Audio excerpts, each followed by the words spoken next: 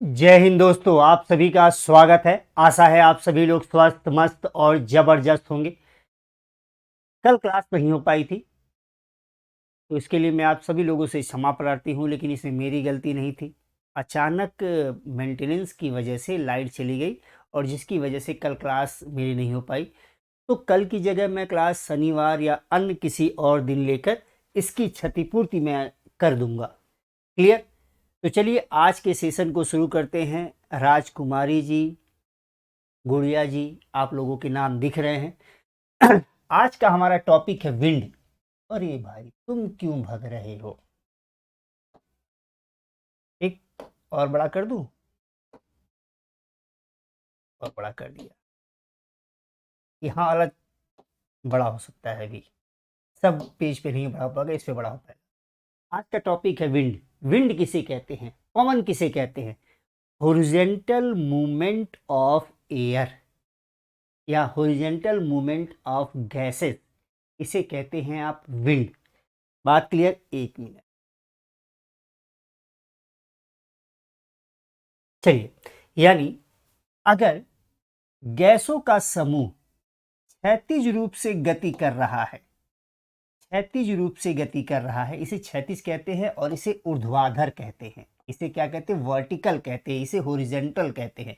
अगर गैसों का समूह क्षैतिज रूप से गति कर रहा है तो इसे कहते हैं विंड यानी पवन। और वर्टिकली मूवमेंट हो रहा है, इसे कहते हैं एयर। ठीक, इसे कहते हैं वायु और इसे कहते हैं पवन। बात क्लियर? इतनी बात समझ गए?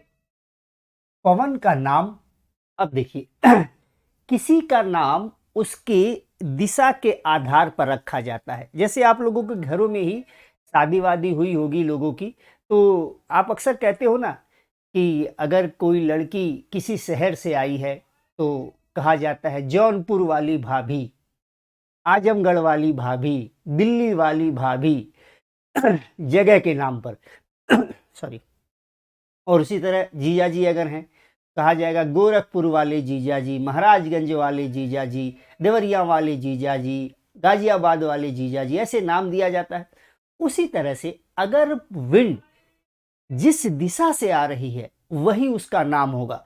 जैसे अगर विंड ये ईस्ट है यानी पूर्व है और ये वेस्ट है पश्चिम है, तो अगर विंड इधर से इधर आ रही है इसे कहेंगे ईस्टर्ली।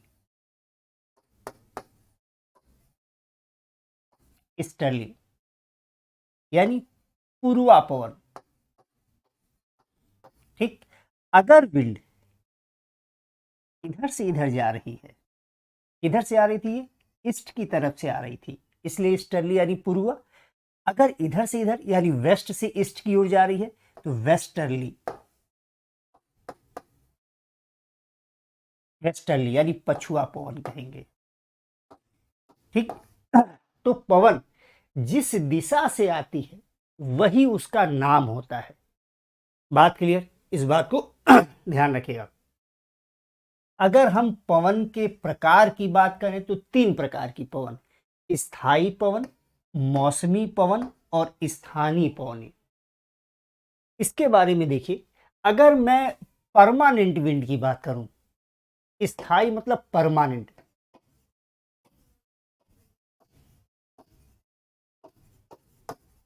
अगर परमानेंट विंड की बात करूं यानी या, यानी यानी वो पवनें जो पूरे वर्ष निश्चित मार्ग और निश्चित दिशा में चलती हैं, नहीं, उनका जो पाथ होता है वो फिक्स्ड होता है और डायरेक्शन भी फिक्स्ड होता है। तो फिक्स्ड पाथ और फिक्स्ड डायरेक्शन में पूरे साल चलने वाली विंड को, पूरे साल इंटायर ईयर चलने वाली विंड को कहा जाता है परमानेंट विंड। यानी मार्ग क्या है? फिक्स है। दिशा क्या है? फिक्स है। और पूरे वर्ष चलती है, पूरे वर्ष चलती है, उन्हें कहा जाता है परमानेंट इन्हें ही सनातनी, इन्हें ही ग्रही पवन भी कहा जाता है। जैसे कि इसके एग्जाम्पल के रूप में देखिए, आपको याद होगा मैं आप लोगों को बताया था कि ये है इक्वेटोरियल लो प्रेशर बेल्ट। जब प्रेशर बेल्ट का डिस्कस कर रहा था मैं आपसे, तो मैं कहा था ये 0, ये 5, ये 5 इक्वेटोरियल लो प्रेशर बेल्ट, ठीक। भूमध्य रेखीय निम्न वायुदाब पेटी। उसके बाद मैंने कहा था ये है सब ट्रॉपिकल हाई प्रेशर बेल्ट, उपोष्ण कटिबंधीय उच्च वायुदाब पेटी। इसके बाद मैंने कहा था ये है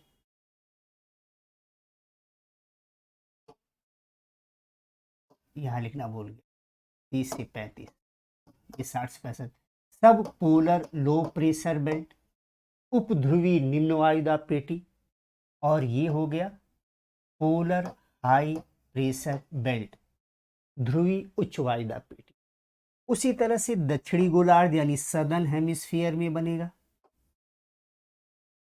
30 से 35,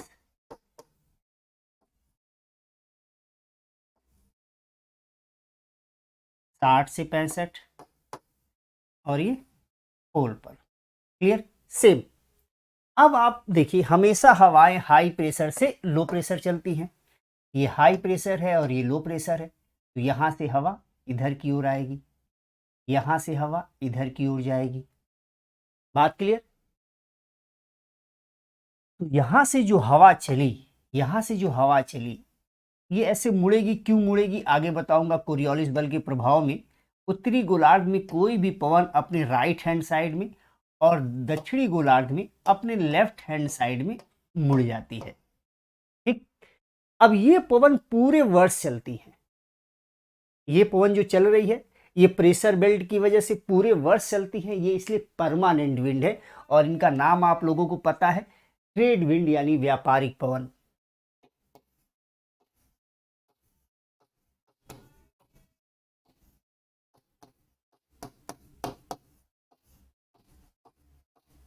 व्यापारिक पवन, ठीक। उसी तरह से ये हाई प्रेशर है, लो प्रेशर है, तो हमेशा हवाएं हाई प्रेशर से लो प्रेशर की ओर चलेंगी। हवा यहां से यहां जाएगी, हवा यहां से यहां आएगी।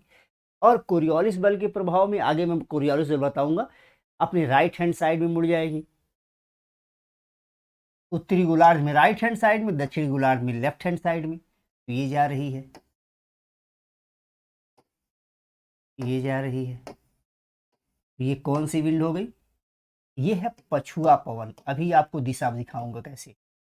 पछुआ पवन, वेस्टर्ली। ये भी कैसी है? पछुआ।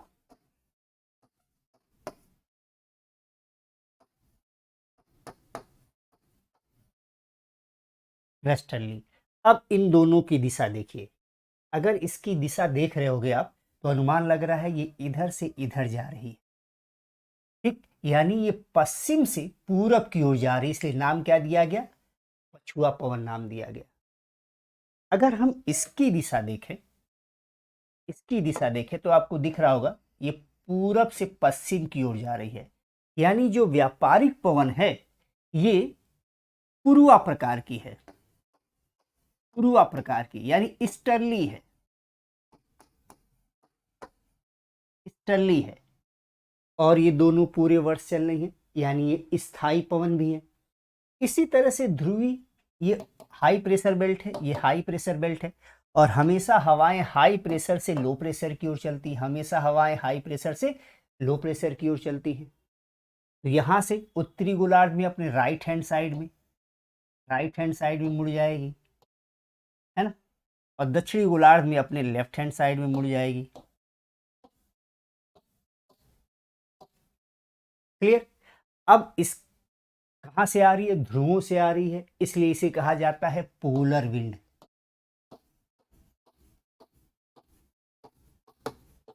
यानी ध्रुवी पवन। क्या कहते हैं? ध्रुवी पवन, पोलर विंड। ये भी कहां से आ रही है? ध्रुवों की ओर से आ रही है, इसलिए इसका नाम दिया जाएगा पोलर विंड, ध्रुवी पवन।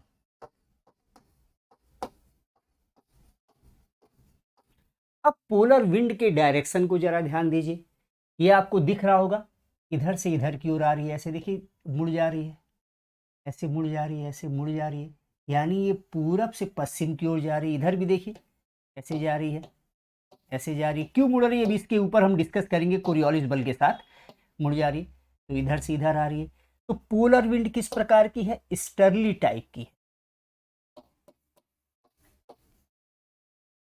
पूर्वा प्रकार की है। पोलर विंड किस प्रकार की है? ये पूर्वा प्रकार की है, स्टर्ली है ये। और ये सभी पवनें, चाहे वो पछुआ पवन हो, चाहे वो व्यापारिक पवन हो, चाहे ये पोलर विंड हो, सभी पूरे ग्लोब पर, यानी पूरे ग्लोब मतलब अपने फिक्स रीजन में, फिक्स पाथ पर, फिक्स डायरेक्शन में पूरे वर्ष प्रवाहित होती हैं, पूरे वर्ष चलती हैं। इसलिए इन्हें कहा जाता है परमानेंट विंड या स्थायी पवन। तो स्थायी पवन में ये 3 पवनें आती हैं, एक व्यापारिक पवन, दूसरा पछुआ पवन और तीसरा ध्रुवी पवन। बात क्लियर हो गई सबको यहाँ तक? यहाँ तक किसी को कोई डाउट? एक बार कमेंट करके बताइएगा, क्या यहाँ तक किसी को कोई डाउट?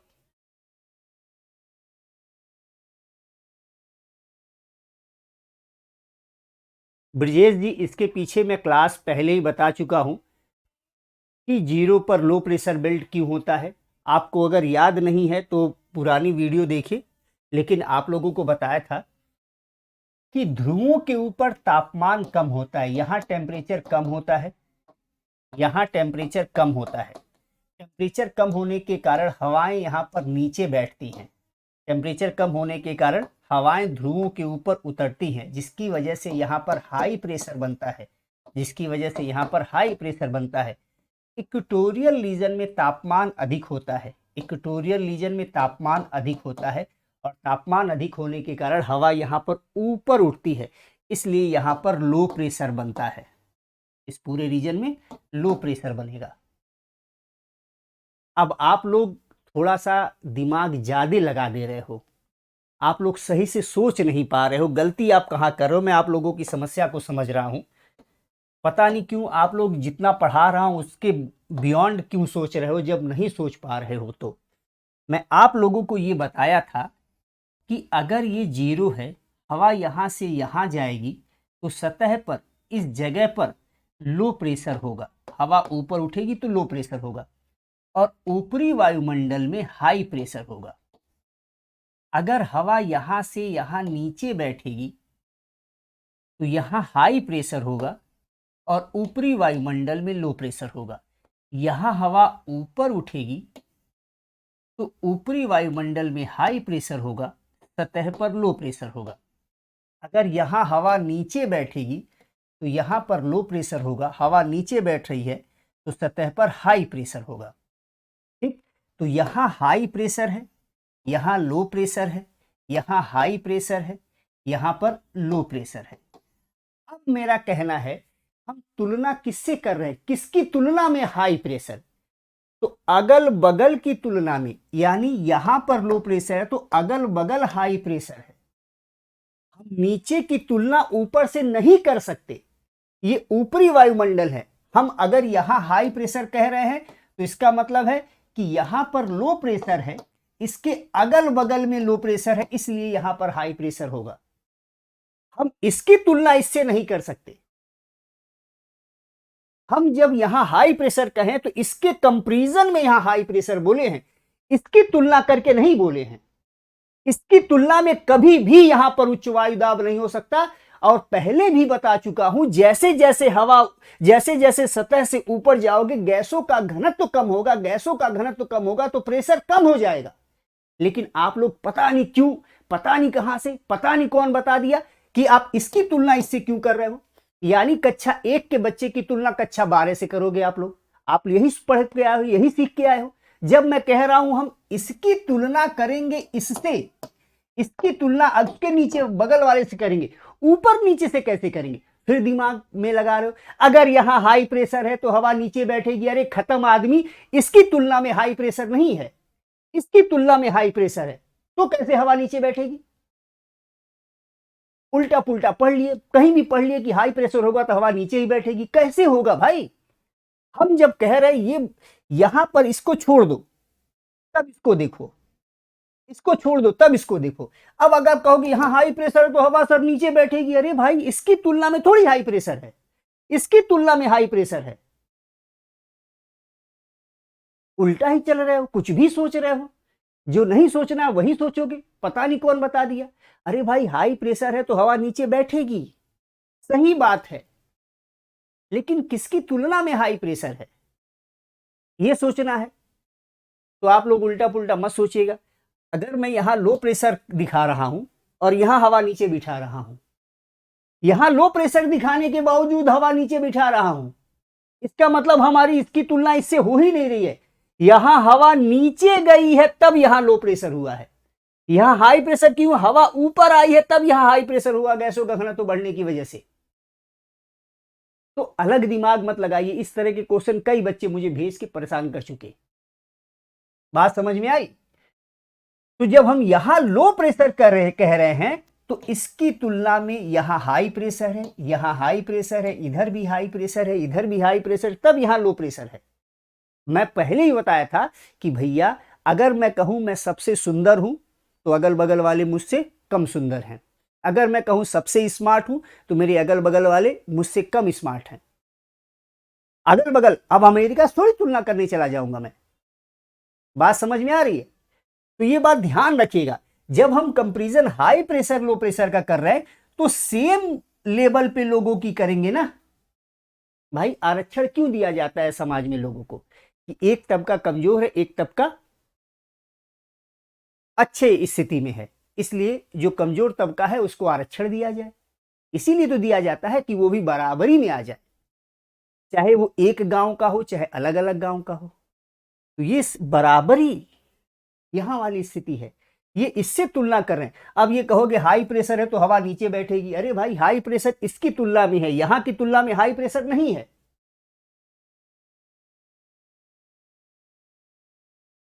तो थोड़ा सा दिमाग खोल कर सिविल सर्विसेज की तैयारी कीजिएगा और जो कहा जा रहा है उसको सोचिएगा। अगर नहीं समझ में आ रहा वीडियो को 2 बार 3 बार 4 बार देखिएगा। अब कहोगे समय नहीं है 4 बार देखने के लिए, फिर तैयारी करना मुश्किल है, क्योंकि ये वनडे का एग्जाम नहीं है, सिविल सर्विसेज है। सिविल सर्विसेज की सिलेबस खत्म होने में 12 महीने लग जाते हैं, सिलेबस खत्म होने में 12 महीने लगते हैं। उसके बाद 1 साल तैयारी करने के बाद बच्चा तैयारी सिलेबस पढ़ने के बाद तैयार करता है, तो मान के चलिए लगभग 2 साल की तैयारी है। अगर 1 साल में आप कर लिए अच्छी बात है, 1 ही साल में निकाल सकते हो।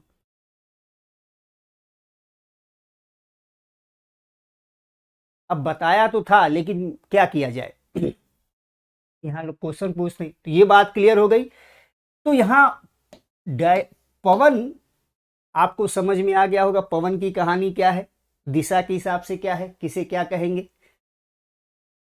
चलिए तो ये तीनों बातें क्लियर हो गई। अब देखिए, सॉरी तीनों बातें कहां क्लियर हुई, स्थायी पवन क्लियर हुई। अच्छा अगली बात है मौसमी पवन, ऐसी पवन जो मौसम के अनुसार अपनी दिशा बदल लेती हैं, गर्मियों में किसी और दिशा से, सर्दियों में किसी और दिशा से। और इसका उदाहरण है मॉनसूनी पवन। कैसे, जरा देखिए ध्यान से। अगर हम मॉनसूनी पवन की बात करें,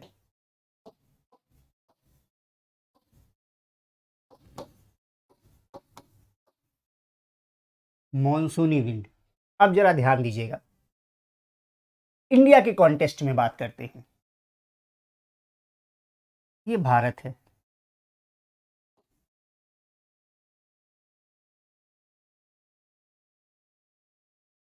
अच्छा 21 जून का समय है, 21 जून का समय है, ये कर्क रेखा है 23.5, और इस समय 21 जून सूर्य की किरणें भारत के ऊपर सीधी पड़ रही हैं। भाई सूर्य की किरणें यहां पर भारत के ऊपर सीधी पड़ रही हैं, 21 जून का समय है, यानी इस समय इंडिया में तापमान अधिक होगा, इंडिया में तापमान अधिक होगा। अगर तापमान कहीं पर अधिक होता है तो सामान्य रूप से हवा गर्म होकर ऊपर उठेगी और सतह पर निम्न वायुदाब होगा, लो प्रेशर बनेगा। यानी इस समय भारत में लो प्रेशर है, इस समय भारत में लो प्रेशर है, इस समय भारत में लो प्रेशर है। सिंपल सी बात है। इसका मतलब जमीन पर लो प्रेशर है और जलीय भाग पर हाई प्रेशर है, ये जल है, हाई प्रेशर है। तो हवाएं सागर से स्थल की ओर चलने लगती हैं, हवाएं सागर से स्थल की ओर। कब? जून, यानी ये कब को इंडिकेट कर रहा है? समर के सीजन में, समर सीजन में। अगर यही विंटर हो जाए, अगर सर्दियों का समय आ जाए, तो सर्दियों के समय भारत को देखिए, यहां छोटा बनाना पड़ेगा। सर्दियों के समय सूर्य की किरणें कहां सीधी चमकती हैं? मकर रेखा पर 23.5 ना, 22 दिसंबर को मकर रेखा पर सीधी चमकती हैं। जब सूर्य की किरणें यहां सीधी चमकेगी, सनरेज यहां स्ट्रेट होंगी, तो यहां स्लैंटिंग होंगी, यहां तिरछी पड़ेंगी, यहां पर टेम्परेचर कम हो जाएगा। और टेम्परेचर कम हो जाएगा तो आपको पता है, जब भी कहीं टेम्परेचर कम होता है तो हवा भारी होकर नीचे बैठती है, और नीचे बैठेगी तो इस रीजन में हाई प्रेशर क्रिएट कर देगी। यानी इस समय भारत में हवा नीचे बैठती है और इस समय भारत में उच्च वायुदाब होता है, उच्च वायुदाब होगा, हाई प्रेशर होगा। कब की बात हो रही है? दिसंबर के समय, यानी ये विंटर का समय है, सर्दियों का समय है। और जब हाई प्रेशर होगा तो हवाएं स्थल से सागर की ओर चलने लगेंगी, स्थल से सागर की ओर चलने लगेंगी। ठीक, अब डायरेक्शन देखिए, समर के समय सागर से स्थल की ओर, ये सागर है और ये स्थल है, ये सागर है और ये स्थल है, लैंड मास है और ये वाटर बॉडी है। तो डायरेक्शन क्या हुआ? चेंज हुआ। तो मौसमी पवनें, सीजनल विंड, वो विंड होती हैं जो सीजन के अनुसार, ऋतुओं के अनुसार अपने डायरेक्शन को चेंज कर लेती हैं। क्लियर? चलिए, ये बात समझ में आ गई। मॉनसूनी विंड क्या होती है? एक बार कमेंट करके बताइए, आपको समझ में आ गया मॉनसूनी विंड क्या होती है? मॉनसूनी पवन वो पवन होती है जो ऋतु के अनुसार, सीजन के अनुसार अपने डायरेक्शन को चेंज कर लेती है। गर्मियों के समय सागर से स्थल की ओर चल रही हैं और सर्दियों के समय स्थल से सागर की ओर चल रही हैं। क्लियर हो गया? चलिए, क्लियर हो गया, बच्चे लिख दी क्लियर है। अगली बात कौन सी विंड आ गई? स्थानीय पवनें। स्थानीय पवनें वो पवनें होती हैं जो किसी छोटे क्षेत्र में निश्चित समय में चलती हैं। जैसे आप यूं समझिए कि लू, लू कब चलती है हमारे यहाँ? सामान्यतः अप्रैल, मई और जून के समय हमारे यहाँ लू चलती है, गर्म पवन है।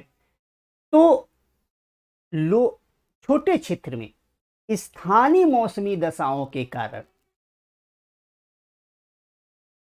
निश्चित समय में चलने वाली पवन है स्थानीय पवन, यानी लोकल विंड। हिंदी में क्या कहते हैं इसे? Local wind. स्थानीय पवन को हिंदी में क्या कहते हैं? Local wind. यानी वर्ष के कुछ महीने चलती हैं, पूरे वर्ष नहीं चलती, वर्ष के कुछ महीने चलेंगी, निश्चित महीनों में ही चलेंगी। जैसे लू हमारे यहाँ दिसंबर में थोड़ी चलेगी, लू हमारे यहाँ कब चलती है? अप्रैल, मई, जून में। अब तो मार्च में ही शुरू हो जा रहा है कभी कभी लू चलना, तो अप्रैल, मई, जून में लू चलेगा हमारे यहाँ। इतनी बात क्लियर? यानी ऐसी पवन जो वर्ष के कुछ महीने में छोटे क्षेत्र को प्रभावित करती है, उसे हम स्थानीय पवन कहते हैं, लोकल विंड कहते हैं। क्लियर? वर्ष के कुछ महीने चलती हैं, छोटे क्षेत्र को प्रभावित करती हैं। ऐसा नहीं इंटायर अर्थ को प्रभावित करें, पूरे पृथ्वी को प्रभावित करें, नहीं, भारत के किसी भाग को, पाकिस्तान के भी किसी भाग को, अमेरिका के किसी भाग को, अलग अलग देशों में अलग अलग नाम दिया गया है पवनों का। तो स्थानीय पवन वर्ष के कुछ महीनों में चलने वाली, सीमित क्षेत्रों को प्रभावित करने वाली ठंडी और गर्म पवनें होती हैं। ये ठंडी भी हो सकती है, ये गर्म भी हो सकती है। जैसे भारत में लू क्या है, एक गर्म पवन है। उसी तरह से आप आगे देखोगे कि चिनूक एक गर्म पवन है, लेकिन विलिजर्ड वही ठंडी पवन है, पैम्पेरो वही ठंडी पवन है, मिस्टल वही ठंडी पवन है, बोरा वही ठंडी पवन है ना। तो इस बात को हमें ध्यान रखना पड़ेगा। तो स्थानीय पवन क्या होती है? ऐसी पवन जो किसी छोटे क्षेत्र में वर्ष या दिन के किसी विशेष समय में चलती हैं, उसे हम स्थानीय पवन कहते हैं। इसमें भी दो प्रकार के, एक तो दैनिक पवन हो जाती हैं जिसमें स्थलीय समीर यानी लैंड ब्रिज, सी ब्रिज, माउंटेन ब्रिज और वैली ब्रिज, सागरी पवन, स्थलीय पवन, पर्वतीय पवन और घाटी पवन, इन्हें लोकल विंड के अंतर्गत ही दैनिक पवनों में गिना जाता है। और फिर लू हो गया तो वो भी लोकल विंड में आएंगे। बात क्लियर? अब बात आती है पवन की वेग और दिशा को प्रभावित करने वाले कारक। पवन तो हमने देखा, पवन को हमने देखा कि पवन क्या है, पवन कितने प्रकार के होते हैं। अब विंड कितने प्रकार की होती हैं? परमानेंट विंड, सीजनल विंड और लोकल विंड, यानी स्थायी पवन, मौसमी पवन और स्थानीय पवन। स्थानीय पवन के आगे के बारे में हम आगे अभी और पढ़ेंगे, लेकिन एक चीज और ध्यान रखिएगा कि हम ये विंड को उत्पन्न कौन करता है, इनकी गति को कौन प्रभावित करता है, इसके बारे में अब हम देखने वाले हैं। देखिए, पवन की दिशा और पवन के वेग को प्रभावित करने वाले कारक, यानी इसके डायरेक्शन और इसकी वेलोसिटी को प्रभावित करने वाले कौन कौन से कारक हैं। तो सबसे पहला है दाब प्रवणता बल, प्रेशर ग्रेडियंट फोर्स। अब जरा ध्यान देखिए, प्रेशर ग्रेडियंट, दो स्थानों के बीच में दाब का अंतर, एयर प्रेशर का अंतर। अब जरा ध्यान दीजिए, एक जगह ये है जहां पर 960 मिली बार प्रेशर है। आपको पिछली क्लास में एक बात बताया था, प्रेशर को हम मिली बार में मापते हैं। और एक जगह ये है 940 मिली बार का प्रेशर है, यानी इस भाग में एयर प्रेशर कम है और इस भाग में अधिक है। तो हमेशा हवाएं हाई प्रेशर से लो प्रेशर की ओर चलती हैं, हाई प्रेशर से लो प्रेशर। तो पवन उत्पन्न ही क्यों हुआ? क्योंकि दो जगहों के बीच में दाब का अंतर है, इसी अंतर को प्रेशर ग्रेडियंट कहते हैं। दो जगहों के बीच में दाब का अंतर ही प्रेशर ग्रेडियंट कहलाता है, दाब प्रवणता कहलाता है। क्या कहलाता है? दाब प्रवणता। दो स्थानों के बीच वायु दाब का अंतर ही दाब प्रवणता, प्रेशर ग्रेडियंट कहलाता है। यानी यहां प्रेशर ग्रेडियंट है। अब इस ग्रेडियंट की वजह से क्या हुआ? दाब प्रवणता की वजह से क्या हुआ? एक फोर्स जनरेट हुआ, एक बल उत्पन्न हुआ जो यहां की वायु को यहां की ओर भेज रहा है। तो उस फोर्स को, उस बल को वायु दाब प्रवणता बल कहते हैं, प्रेशर ग्रेडियंट फोर्स कहते हैं। दो स्थानों के बीच में वायु दाब का अंतर, वायु दाब प्रवणता, और इस अंतर के कारण उत्पन्न बल, उत्पन्न फोर्स, प्रेशर ग्रेडियंट फोर्स। और इस फोर्स के कारण क्या हुआ? पवन गतिमान हो गया, विंड चल गया। ठीक, बात क्लियर? वायु दाब प्रवणता क्या होता है और वायु दाब प्रवणता बल क्या होता है, प्रेशर ग्रेडियंट क्या है और प्रेशर ग्रेडियंट फोर्स क्या है। अब प्रेशर ग्रेडियंट फोर्स जितना ही अधिक होगा उतना ही विंड तेज चलेगी। जैसे मान लीजिए यहां पर वायु दाब प्रवणता है 990 मिली बार और यहां वायु दाब प्रवणता है 985 मिली बार, 85 मिली बार, है ना। मिली बार में मेजर करते हैं, आपको पहले ही बता चुका हूं। अब यहां से यहां पवन की गति होगी, निश्चित रूप से वायु दाब प्रवणता है और एक फोर्स जनरेट हो रहा है जो पवन को गतिमान कर रहा है। अब देखिए यहां पर वायु दाब प्रवणता कितनी है, यहां 60 है और ये 40 है, यानी यहां पर अंतर है 20 का। यहां 90 है, यहां 85 है, यहां अंतर है 5 का, यानी यहां पवन मंद गति से चलेगी और यहां पवन तीव्र गति से चलेगी। तो जितना ही प्रेशर ग्रेडियंट अधिक होगा, वायु दाब प्रवणता बल जितना ही अधिक होगा, पवन की गति उतनी ही तीव्र होगी। बात क्लियर? वायुमंडलीय दाब में भिन्नता, वायु दाब प्रवणता दूरी के संदर्भ में दाब परिवर्तन की दर को दाब प्रवणता कहते हैं। जहां समदाब रेखाएं पास पास होती हैं दाब प्रवणता अधिक होता है, समदाब रेखाएं दूर दूर होने पर दाब प्रवणता कम हो जाती है। अब जरा यहां ध्यान से सुनने की समझने की बात है, बड़ा इंपॉर्टेंट लाइन है। देखिए समदाब रेखाएं पास पास होती हैं, दाब प्रवणता अधिक होता है, इस बात को समझिए जरा। देखिए यहां लिखा है, आप जरा सोचिए, यहां लिखा है 990 मिली बार और यहां लिखा है 989 मिली बार और यहां से यहां की दूरी है, मान लीजिए यहां से यहां की दूरी है सतह पर, ऐसे सतह पर दूरी है, आसमान में नहीं दूरी है, ऊंचाई नहीं बात कर रहा हूं, क्षैतिज रूप से बात कर रहा हूं। तो यहां से यहां की जो दूरी है वो आप समझ लीजिए, मान लीजिए 10 किलोमीटर है। तो 10 किलोमीटर में एक जगह 990 मिली बार प्रेशर है, एक जगह 989 मिली बार प्रेशर है, यानी यहाँ के बीच में केवल 1 मिली बार का अंतर है। कितना अंतर है? 1 मिली बार का। अब एक इसी तरह से दूसरी जगह देखिए,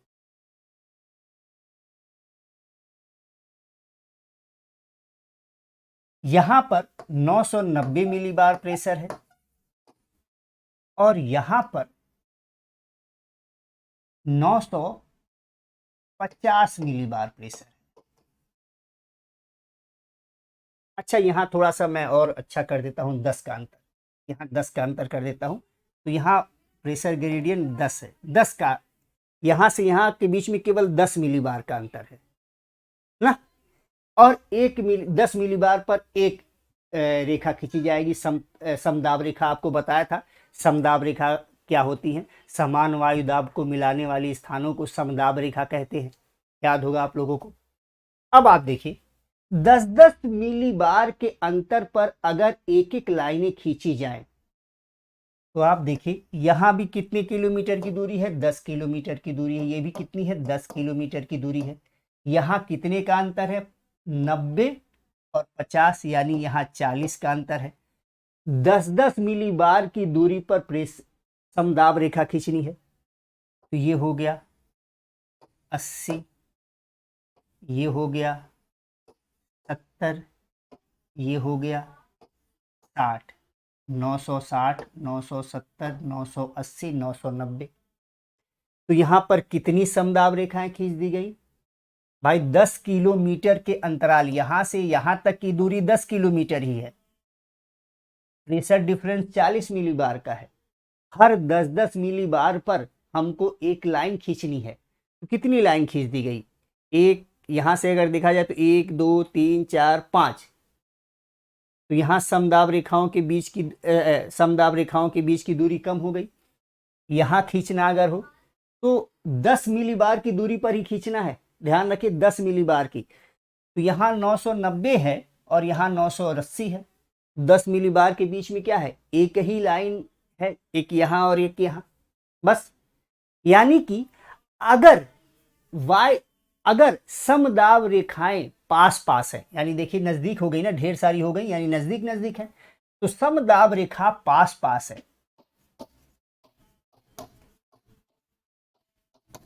समदाब रेखा मतलब आइसोबार है ना, आइसोबार, समदाब रेखा पास पास है, पास पास है, तो प्रेशर डिफरेंस अधिक होगा। आप देख रहे हैं यहां से यहां के बीच में ज्यादा डिफरेंस है ना, तो प्रेशर ग्रेडियंट अधिक होगा, वायु दाब प्रवणता अधिक होगी, दाब प्रवणता प्रेशर ग्रेडियंट अधिक होगा। अधिक हो जा रहा ना, यहां से यहाँ के बीच में ढेर सारी लाइनें हैं। ये क्या बता रही है कि ज्यादा प्रेशर का अंतर है दो जगहों के बीच में, यहाँ कमी है। तो समदाब रेखा आइसोबार दूर दूर है, तो ये क्या बता रही है, दाब प्रवणता प्रेशर ग्रेडियंट कम है। ये बात समझ में आ गई? ये बात समझ में आ गई? बताइए।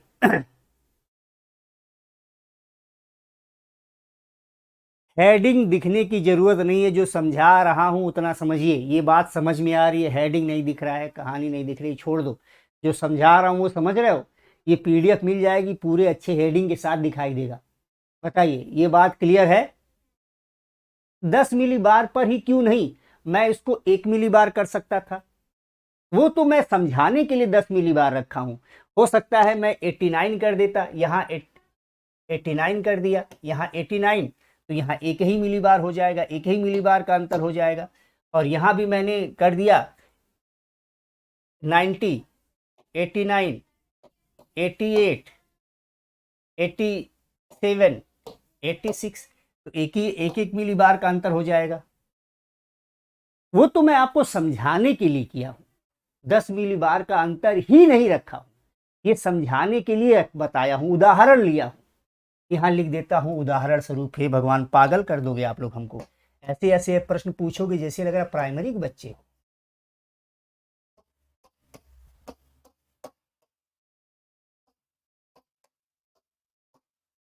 उदाहरण स्वरूप, अब समझ में आया, उदाहरण लिया हूं, ये क्रिस्टल नहीं है।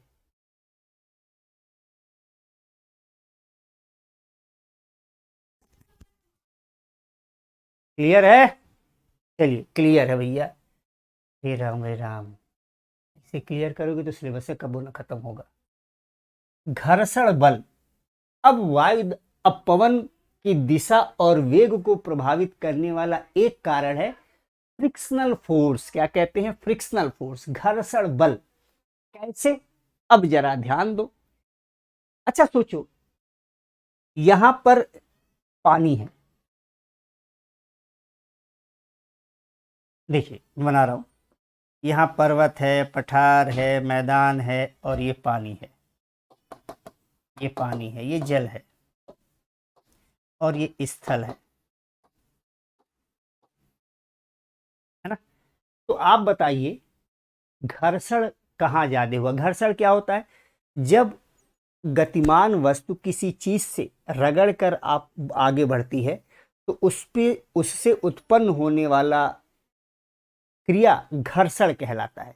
जैसे मैं अपना हाथ इस पर ऐसे अपने हाथ पर ही लगा के चला रहा हूं, तो ये फ्रीली नहीं मूव कर पा रहा है। यहां पर जो क्रिया हो रही है उसे कहते हैं घर्षण, फ्रिक्शन। और ये एक फोर्स है ना, जो दूसरी वस्तु को गति करने का विरोध करती है। यानी ऐसे हवा में देखिए, नहीं कोई फोर्स लग रहा, हम तेजी से बढ़ा पा रहे हैं, लेकिन वहीं हाथ पे रख रहे हैं तो हाथ मेरा आगे नहीं जा पा रहा है, तो एक फोर्स लग रहा है जो इस हाथ को आगे बढ़ने से रोक रहा है, उसे कहते हैं घर्षण बल। जब एक वस्तु दूसरी वस्तु के ऊपर गतिमान होती है और गति में विरोध होता है, तो वो विरोध जिसके कारण होता है उसे कहते हैं घर्षण बल। यानी संपर्क में ऐसे बढ़ रहा आगे, तो ये रगड़ जो है यही घर्षण बल है, फ्रिक्शनल फोर्स है। अब आप बताइए, इससे सामान्य भाषा में नहीं बता सकता मैं, मतलब फिजिक्स में जाऊंगा तो और कहानी गड़बड़ हो जाएगी। अब आप बताइए, हवा अगर चल रही हो, अगर पवन गतिमान हो, पवन यहां भी गतिमान है, पवन यहां भी गतिमान है, पानी के ऊपर भी गतिमान है, और स्थल के ऊपर भी गतिमान है, तो घर्षण कहां ज्यादा होगा? घर्षण घर्षण कहां ज्यादा होगा? स्थल पर कि जल पर? स्थल पर घर्षण अधिक होगा, तो यहां पर घर्षण अधिक होगा, घर्षण अधिक होगा, ठीक। और यहां पर घर्षण कम होगा, पानी के ऊपर घर्षण कम होगा। अगर घर्षण कम होगा तो पानी के ऊपर पवन गति, पवन तीव्र हो जाएगी, है? और घर्षण अधिक होगा तो पवन मंद हो जाएगी ना, स्लो मूव करेगी। सिंपल सी बात है। तो अगर अगर पवन पानी के ऊपर गतिमान है तो घर्षण बल कम होने के कारण पवन मंद गति से गति करती है। सॉरी, पानी के ऊपर गतिमान है पवन, तो घर्षण कम होने की वजह से तीव्र गति से गति करती है, और स्थल पर घर्षण अधिक होता है, इसलिए मंद गति से पवन स्लोली मूव करती है। बात क्लियर? तो सबने कह दिया स्थल पर अधिक होती है। तो भूतल पर धरातली विषमताओं के कारण घर्षण पैदा होता है जो पवनों की गति को प्रभावित करता है। धरातल पर घर्षण सर्वाधिक होता है और इसका प्रभाव प्रायः धरातल से 1 से 3 किलोमीटर की ऊंचाई तक होता है। सामान्यतः घर्षण का प्रभाव, है ना, जैसे जैसे ऊंचाई बढ़ती जाती है वैसे वैसे कम होता जाता है ना। ग्रही प्रवाह, जमीन का प्रभाव कम होता जाता है और घर्षण कम होता जाता है। तो सामान्यतः 3 किलोमीटर की ऊंचाई तक। वैसे तो देखा जाए 780 मीटर की ऊंचाई के बाद घर्षण बहुत कम होता है, लेकिन सामान्यतः 3 किलोमीटर की ऊंचाई तक एक एवरेज, अगर घर्षण पूरी जमीन का औसत निकाल लिया जाए, औसत ऊंचाई mount Everest, Pamir plateau, Tibetan plateau, Andes, Rocky, सबकी ऊंचाई और नीचाई को जोड़ के एक जमीन का औसत ऊंचाई निकाला जाए तो लगभग 780 मीटर आता है। तो माना जाता है कि 780 मीटर की ऊंचाई तक, सतह से 780 मीटर की ऊंचाई तक घर्षण अच्छा होता है, उसके बाद कम होता है, तो 3 किलोमीटर जाते जाते नगण्य हो जाता है। समुद्र सतह पर घर्षण न्यूनतम होता है। पानी है ना, तो घर्षण कम होगा तो पवन की गति तीव्र होती, इसीलिए। और जमीन पर घर्षण अधिक होता है तो पवन की गति मंद हो जाती है। इसका प्रभाव आप देखोगे जब आप पढ़ोगे। वेस्टर्लीज, दक्षिणी गोलार्ध में गरजती 40, भयंकर 50, चीखती 60, रोरिंग 40, फ्यूरियस 50 और श्रिकिंग 60 विंड के बारे में जब देखोगे तब पता चलेगा। अब आता है कोरियोलिस बल। अब बेसिकली एक साइंटिस्ट थे कोरियोलिस, और एक दूसरे साइंटिस्ट आएंगे फेरल, 2 लोग, है ना। बहुत डिटेल में यहां पर नहीं जाऊंगा। बेसिकली 1844 में कोरियोलिस महोदय ने अपना विवरण प्रस्तुत किया जिसे कोरियोलिस बल कहा गया। देखिए,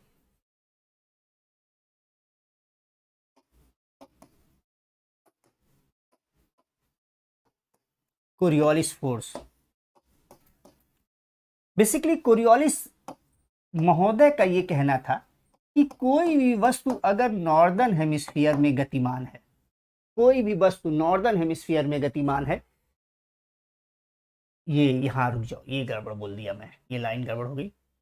कोई भी वस्तु अगर गति कर रही है एक्स वाई जेड, एनी, मतलब एक्स वाई जेड कहने का मतलब है कि एक्स वाई जेड मतलब जैसे कहा जाता है ना, नो मीन्स नो होता है। तो यहां सभी के लिए, चाहे मैं हूं, आप हो, हवा हो, पानी हो, कोई भी चीज गति कर रहा है, अगर कोई भी मूव करने वाला एलिमेंट है अगर, तो उसके ऊपर एक फोर्स जनरेट होता है जो उसको उसके पाथ से डिफ्लेक्ट कर देता है, उसके मार्ग से मोड़ देता है, विक्षेपित कर देता है। तो कोरियोलिस महोदय का कहना था गतिमान वस्तु विक्षेपित होती है।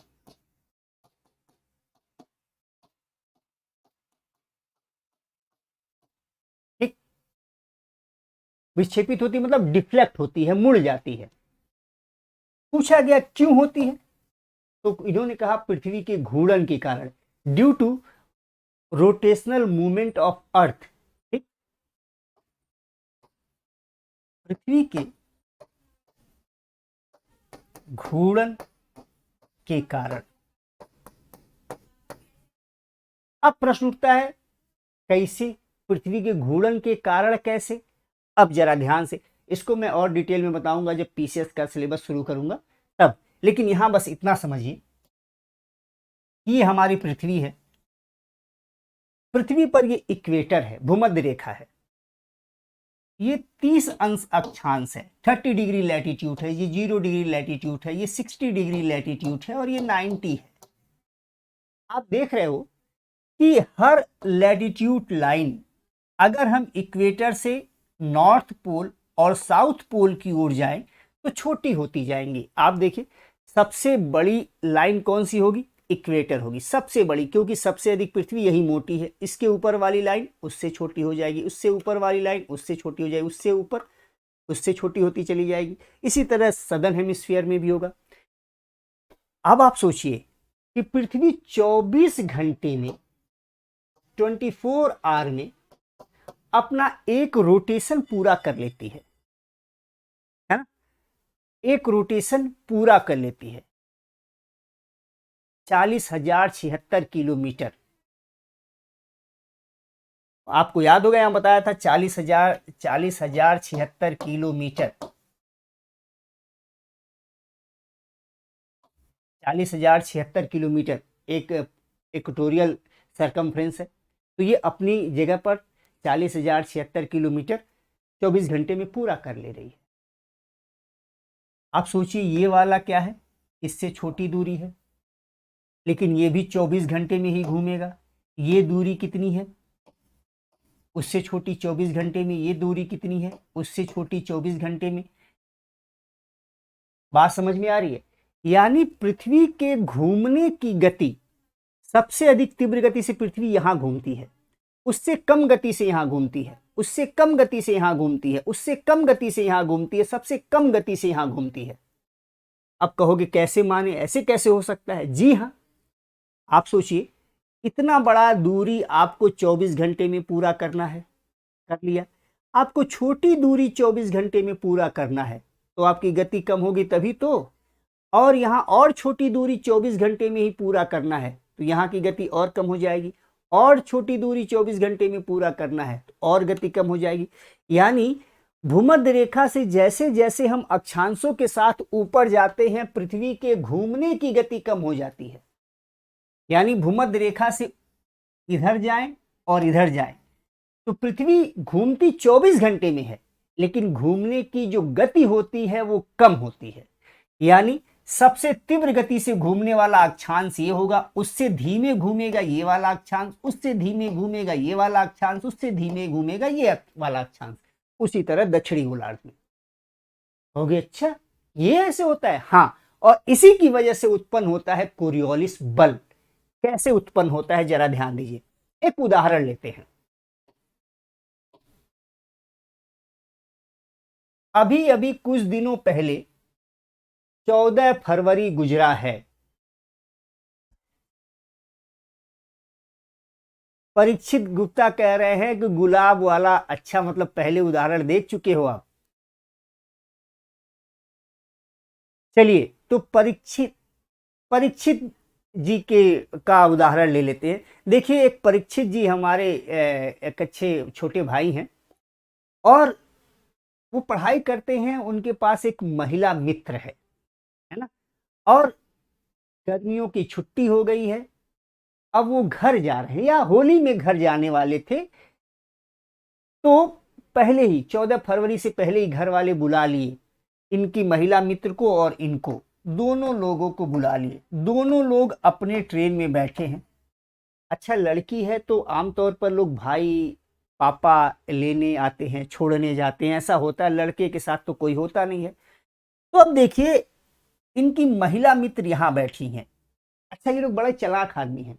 देखो हम दोनों जा तो रहे हैं, 14 फरवरी के दिन ही हमारे घर वाले आ गए हैं और हमको देना है तुमको लाल गुलाब, और लाल गुलाब नहीं दूंगी और नहीं दूंगा तो जानते ही हो सब गड़बड़ हो जाएगा। ज्यादा नहीं बोलूं तो ही अच्छा है।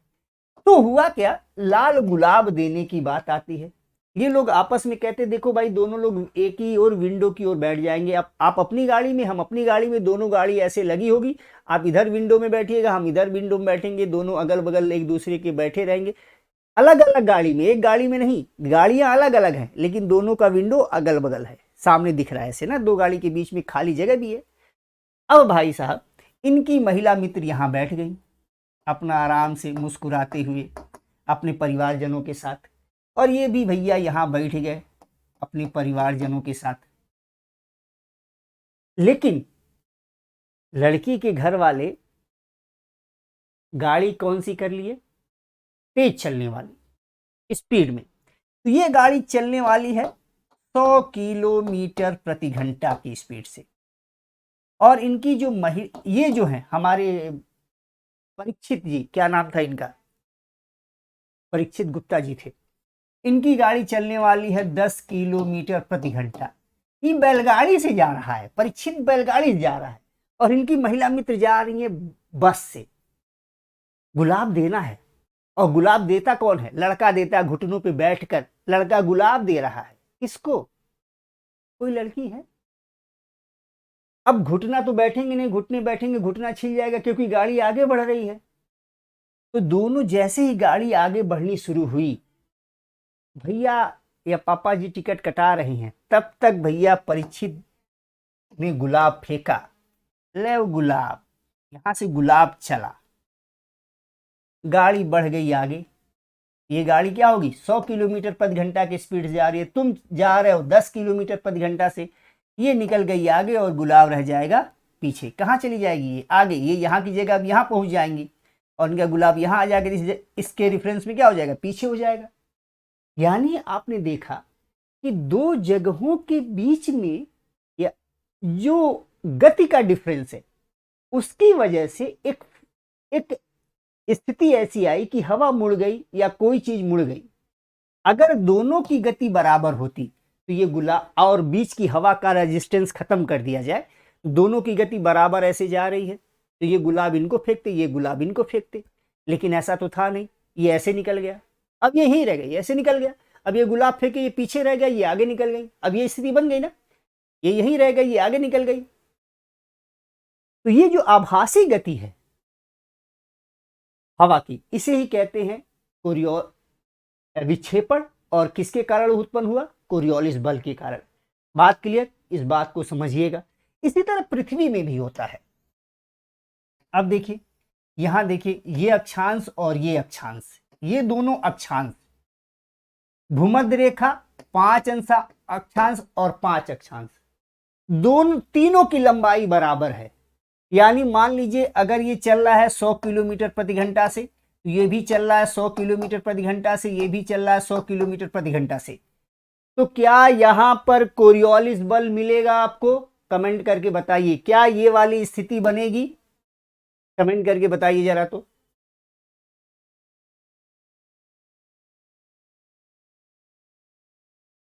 देखिए, उदाहरण के लिए हम बात कर रहे हैं,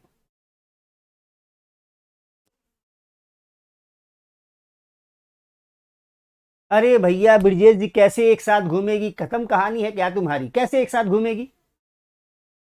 बता रहा हूं, इसकी दूरी अधिक है। आप देखो यहां की दूरी ये लंबी है ना भाई ब्रिजेश भैया मेरे, ये ज्यादा दूरी तय कर रही है 24 घंटे में। ये छोटी दूरी है, ये भी 24 घंटे में ही कवर करनी है, तो इसकी गति कम होगी ना भाई। इसके ऊपर की ये और छोटी दूरी है, तो इसकी भी गति कम होगी। आप अपने घर में फुटबॉल घुमा के देख लेना, देख लेना कौन सा तेज घूम रहा है। देखिए सब बच्चे कह दिए नहीं, यानी यहां कोरियोलिस बल नहीं के बराबर होगा, क्योंकि दोनों अक्षांशों की गति में अंतर है, सॉरी अंतर नहीं है। ठीक, तो यहां कोरियोलिस बल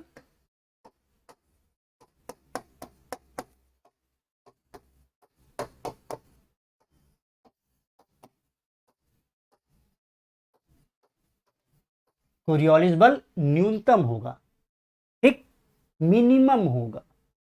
अच्छा यहां देखिए, एक लाइन ये है और एक लाइन ये है।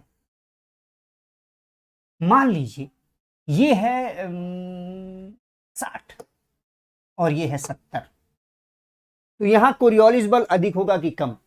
इन दोनों के कंपैरिजन में, या यहां से यहां के कंपैरिजन में कहा जाए, अगर हम चलो इसको मान लेते हैं, यहां और इसकी लंबाई छोटी है, इसकी लंबाई बड़ी है, तो यहां की तुलना में यहां कोरियोलिस बल अधिक हो जाएगा, क्योंकि इसकी गति कम और इसकी गति अधिक, तो कोरियोलिस बल का अंतर आएगा। अगर इसी तरह से हम भूमध्य रेखा से ध्रुवों की ओर जाएं, 60 अंश अक्षांश और 70 अंश अक्षांश की तुलना करें, तो 60 और 70 के बीच में या 60 की तुलना में 70 पे कहां कोरियोलिस बल अधिक मिलेगा? तो का जहां डिफरेंस अधिक होगा। अब यहां से देखो, यहां से कोई चीज फेंकी जाए तीव्र गति से तो ये आगे निकल जाएगी, यहां से फेंकी जाए तो ये तेज चल रही है और ये धीरे चल रही है तो ये पीछे रह जाएगी। तो दो जगहों के बीच में जितना ही गति का अंतर होगा, यानी ये इतनी छोटी है और ये इतनी बड़ी है, इसकी गति अधिक है, इसकी गति कम है, तो इन दोनों के बीच में गति के अंतर के कारण कोरियोलिस बल ज्यादा होगा। जहां दोनों की गति बराबर होगी कोरियोलिस बल कम होगा। तो यहां देखिए छोटी सी जगह और इस लाइन की तुलना कीजिए ध्रुवों से, तो इसकी गति बहुत कम होगी और इसकी गति बहुत अधिक होगी। जैसे यहां पर गति बहुत अधिक और यहां गति बहुत कम, तो कोरियोलिस बल लग जाएगा, तो यहां कोरियोलिस बल अधिक होगा। यानी जैसे जैसे भूमध्य रेखा से ध्रुवों की ओर जाएंगे, अक्षांशों की लंबाई छोटी होती जाएगी, अक्षांशों की गति कम होती जाएगी और कोरियोलिस बल बढ़ता जाएगा। तो अक्षांशों लैटिट्यूड के साथ अक्षांशों के साथ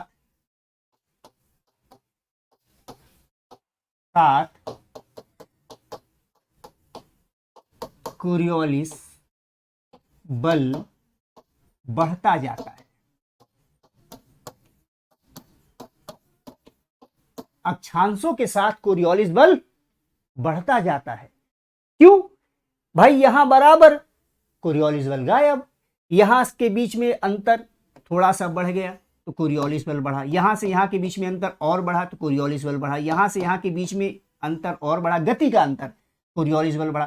तो जैसे जैसे हम जाएंगे ध्रुवों की ओर तो कोरियोलिस बल बढ़ता चला जाएगा। इसीलिए इक्वेटर पर, भूमध्य रेखा पर कोरियोलिस बल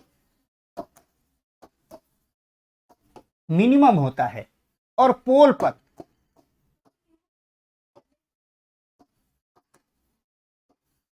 मैक्सिमम होता है। बात क्लियर? जी हां, शैलेंद्र जी, एनसीईआरटी पढ़ा रहा हूं, लेकिन बातों को समझा रहा हूं। उसमें जो बातें दी गई है ना, एनसीईआरटी की जो लाइनें दी गई हैं, उसको समझाने के क्रम में ये बातें आ रही हैं। ये बात समझ में आई? तो भूमध्य रेखा से ध्रुवों की ओर कोरियोलिस बल बढ़ता है। क्यों बढ़ता है? क्योंकि नीचे वाले अक्षांश की गति अधिक और ऊपर वाला अक्षांश छोटा होने के कारण गति कम, इसलिए। अच्छा, कोरियोलिस बल क्यों उत्पन्न होता है? क्योंकि पृथ्वी घूमती है। अगर पृथ्वी घूमती ही नहीं तो कोरियोलिस बल उत्पन्न होता ही नहीं। क्लियर? चलिए, तो हमने देखा ये भाई साहब आ गए। चलिए, विक्षेपण का प्रभाव, हाँ अब आ जाता है। अभी तो हमने यही देखा कि कोरियोलिस बल के कारण चीजें विक्षेपित होती हैं। हमने इतना देखा कोरियोलिस बल के कारण चीजें मुड़ जाती हैं। अब एक साइंटिस्ट आए फेरल, इन्होंने एक नियम दिया, लॉ, फेरल लॉ। इन्होंने कहा नॉर्दर्न हेमिस्फीयर में कोई व्यक्ति, कोई चीज, कोई भी घूमती हुई वस्तु अपने राइट हैंड साइड में और सदर्न हेमिस्फीयर में लेफ्ट हैंड साइड में डिफ्लेक्ट होती है। ठीक, तो कोरियोलिस ने बताया था कि भैया कोई चीज मुड़ती है। फेरल ने कहा मुड़ती तो जरूर है, लेकिन उत्तरी गोलार्ध में अपने राइट हैंड में और दक्षिणी गोलार्ध में अपने लेफ्ट हैंड साइड में मुड़ जाती है। कैसे? जैसे मान लीजिए हवा यहां से यहां जा रही है, दूसरे पेज पे बताता हूं। मान लीजिए ये 0 नॉर्दर्न हेमिस्फीयर है, हवा यहां से यहां जा रही है, तो हवा की दिशा में मुंह करके खड़े हो जाइए, ये राइट हैंड है। तो हवा यहां से जाना था, यहां मुड़ जाएगी इधर। हवा यहां से इधर आ रही है, उत्तरी गोलार्ध है, हवा की दिशा में मुंह करके खड़े हो जाइए, ये राइट हैंड है ना। तो हवा इधर चली जाएगी। हवा इधर से इधर जा रही है, तो हवा जिधर जा रही है मुंह करके खड़े हो जाइए, ये राइट हैंड है, तो हवा इधर आ जाएगी। हवा इधर से इधर जा रही है, तो हवा की दिशा की ओर मुंह करके खड़े हो जाइए, ये राइट हैंड है, हवा ऐसे मुड़ जाएगी। क्लियर। तो उत्तरी गोलार्ध में कोई भी गतिमान वस्तु अगर फ्रीली मूव कर रही है तो अपने राइट हैंड साइड में डिफ्लेक्ट होती है। अगर सदर्न हेमिस्फीयर में देखें तो लेफ्ट हैंड साइड में हवा इधर से इधर जा रही है, हवा की दिशा में मुंह करके खड़े हुई है, ये लेफ्ट हैंड है ना, तो इधर लेफ्ट। हवा इधर से इधर जा रही है, हवा की दिशा में मुंह करके खड़े हुई है, ये लेफ्ट हैंड है। तो इधर से इधर, हवा इधर से इधर गति कर रही है, हवा की दिशा मुंह करके खड़े हुई है, ये लेफ्ट हैंड है। ठीक। हवा इधर से इधर आ रही है, हवा की दिशा में मुंह करके खड़े हुई है, ये लेफ्ट हैंड है ना। क्लियर। तो खुद अपनी कॉपी पे इसको डायरेक्शन बना के देखिएगा। ऐसे हवा जा रही है, अगर उत्तरी गोलार्ध है तो यहां चलेगी, ऐसे राइट में घूमेगी। अगर ये दक्षिणी गोलार्ध है तो ये लेफ्ट में घूम जाएगी। क्लियर। इधर खड़े हो गए, हवा ऐसे जा रही है, अगर ये उत्तरी गोलार्ध है तो इधर जाएगी राइट हैंड में, इस राइट हैंड में। अगर ये लेफ्ट हैंड है तो इधर जा रही है, तो ऐसे लेफ्ट की ओर जाएगी। अगर दक्षिण गोलार्ध है तो लेफ्ट हैंड की ओर जाएगी। बात क्लियर। अरे नहीं, पीएचडी वेचडी नहीं किया हूं। पीएचडी कर लिया होता तो बात ही होती। पीएचडी वेचडी थोड़ी किया हूं भूगोल में। आप लोग भी ऐसे मजाक मेरा उड़ा रहे हो हैं, बदमाशो, मजाक उड़ा रहे हो। अक्षांशी प्रभाव बता चुका हूं, दाब प्रवणता जितनी अधिक होगी पवन का वेग उतना अधिक होगा और विक्षेपण अधिक उतना होगा। अब सोचिए ना, यहां पर प्रेशर ग्रेडियंट 940 है, 940 है, और यहां पर 990 है, तो यहां हवा तीव्र गति से गति करेगी, है ना।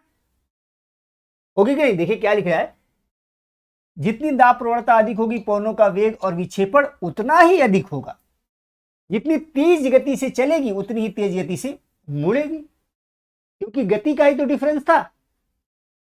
ठीक। इन दो बलों के एक दूसरे के समकोण पर होने के कारण निम्न दाब वाले क्षेत्र में पवन सीधे केंद्र में जाने के बजाय केंद्र की इर्द गिर्द बहती है। अब जरा देखिए, ये चक्रवात में ये बात आएगी। जैसे मान लीजिए ये लो प्रेशर है, अगल बगल हाई प्रेशर है और यहां लो प्रेशर है, तो हाई प्रेशर से लो प्रेशर हवा आनी चाहिए, इसमें इंटर करना चाहिए, लेकिन नहीं कर पाती चक्रवातों में।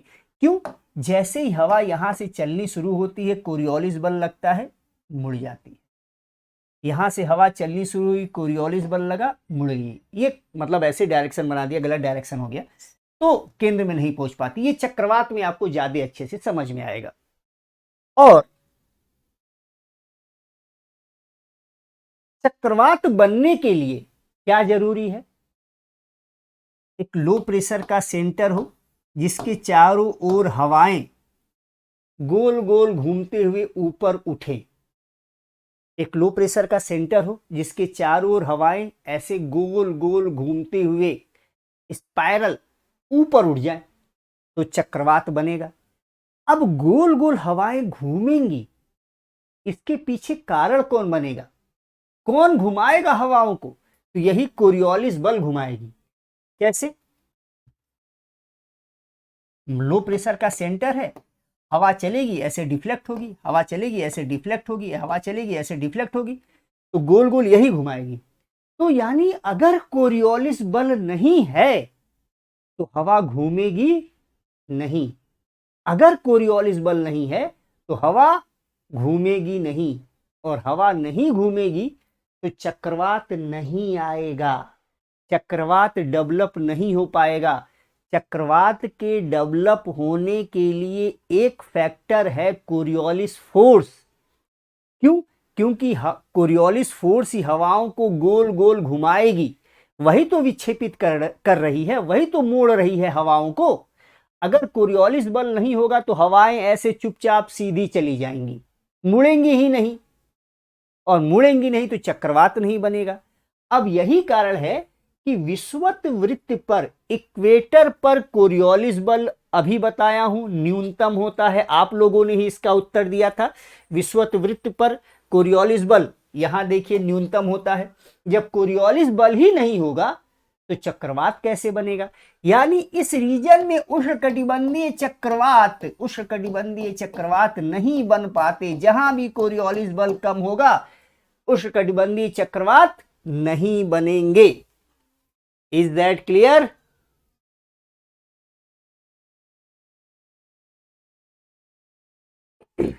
ये बात क्लियर है?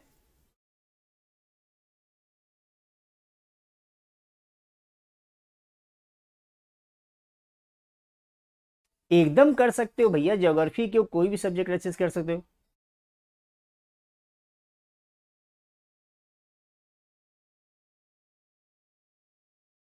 अरे तो एनसीईआरटी क्यों पढ़ रही हो मानसी? मानसी बहन, एनसीईआरटी क्यों पढ़ रही हो? मैं पढ़ा रहा हूं, अभी बुक मत पढ़िए। इसीलिए कहा हूं मत पढ़िए। जब पूरी एनसीईआरटी पढ़ा लूंगा तब बुक पढ़िएगा, तब समझ में आएगा। क्लियर? चलिए, तो ये हो गया। अब अगला टॉपिक कौन सा है इसमें? वायुमंडल का सामान्य परिसंचरण। इसके ऊपर तो चर्चा कर चुका हूं, इसके ऊपर मैं कल डिस्कस करूंगा, आज नहीं। आज इतना ही पढ़िए भैया, इतना ही पढ़ लोगे तो बहुत हो जाएगा। इतना ही पढ़ो आप लोग, अच्छे से रिवीजन करना। और कल मैं आपको एटमॉस्फेरिक सर्कुलेशन, वायुमंडलीय परिसंचरण पर डिस्कस करूंगा। ठीक, उसके आगे बढ़ते जाएंगे, एयर मास आदि सब हम लोग पढ़ाएंगे। ठीक है, इसको एक बार मैं थोड़ा सा बता भी चुका हूं इसके। क्लियर? अगर कोई डाउट होगा तो टेलीग्राम पर आप मुझसे पूछ सकते हो। डाउट रिलीवेंट होना चाहिए यार ना, डाउट ऐसा पूछेगा जो रिलीवेंट हो। जो मैं समझा चुका हूं उसको ध्यान से समझिएगा, वीडियो को 2 बार 3 बार देखिएगा जहां नहीं समझ में आए, है ना। अगर रिलीवेंट होगा तो अगली क्लास में ही आके यहां बताऊंगा। मुझे लगे ये बात और बच्चों की समस्या हो सकती है तो यहां बताऊंगा। एकदम कवर हो जाएगा भाई, यूपीएससी कवर हो जाएगा। और रात के 9 बजे प्रैक्टिस सेशन लाता हूं। जो पुराने बच्चे हैं, जो पहले कहीं पढ़ चुके हैं, वो आके प्रैक्टिस सेशन करें, फायदा मिलेगा उनको। तो चलिए, कामनी जी, गुड़िया जी, दीपक जी, दुर्गा, भारत, अंशु, शैलेंद्र, तो आज के सेशन को मैं समाप्त करता हूं और मिलता हूं कल। वैसे आज रात 9 बजे यूट्यूब पर, और कल दोपहर 12 बजे। तब तक आप स्वस्थ मस्त जबरदस्त रहिए और रिवीजन करते रहिए। जय हिंद।